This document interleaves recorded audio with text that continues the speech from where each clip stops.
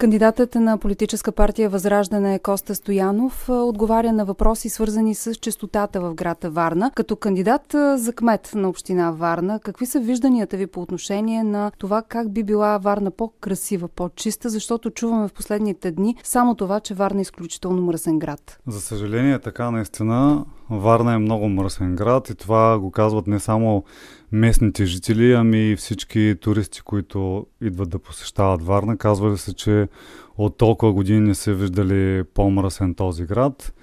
Ами проблема е, че няма контрол в сметоизвозването, сметосъбирането, улиците не се мият.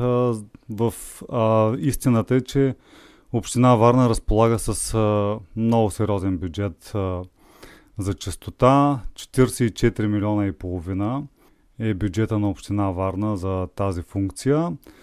Ние в нашата програма ще наблегнем внимание на поставянето на повече контейнери за събиране на отпадъците.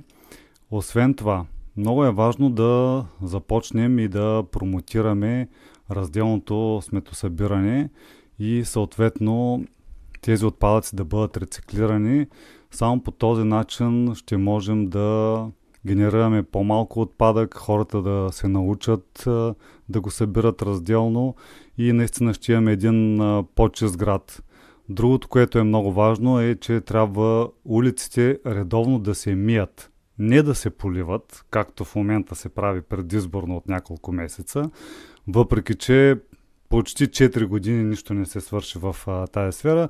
Сега виждаме как някои машини минават с един маркуч, просто пръскат тротуарите и реално от това няма ефект. А всъщност от голямо значение за замърсяването на въздуха в момента са финните прахови частици, които през последните 6 месеца започнаха да се образуват най-вече заради ремонтите, предизборните ремонти на общината. Това е недопустимо. В един и същ момент започнаха над 90 улици да се ремонтират, без никакво планиране, без никаква организация. Запушиха се много улици, затапиха се движението.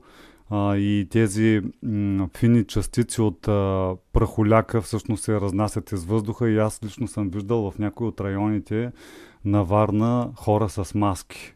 А как си представяте тогава градът да стане по-чист по отношение на сметосъбирането, казвате разделното събиране, спрямо чистотата на въздуха, защото да, запрашаване очевидно има, но какви са вашите стратегии? Нека да говорим конкретно. Как бихте се справили с тези два големи проблема за Варна? Контрол върху сметоизвозващата фирма, защото доколкото знам аз, договорът изтича след 3 години на фирмата. Просто трябва да го проверим и най-важното е в самата фирма да се контролира. Има места във Варна, на които се извозва веднъж седмично, което е недопустимо. Контейнерите или казаните са препълнени, там се събират кучета, котки и въобще буклука се разнася. Освен контрола по сметоизвозването, голям проблем също така е паркирането на колите в зелените и в тревните площи. Това ще го прекратим като практика.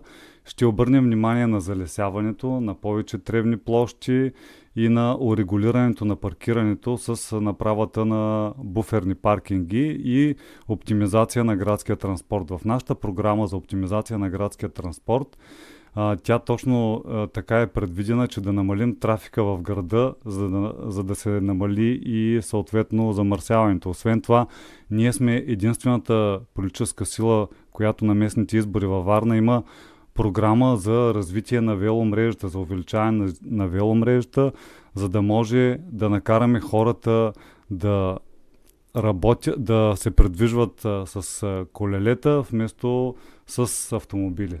Как да гласуват за вас вашите бъдещи избиратели? Ако искат да живеят в един по-чист, по-уютен и по-модерен град, да изберат нас от Възраждане с бюлетина номер 42. Заедно ще успеем.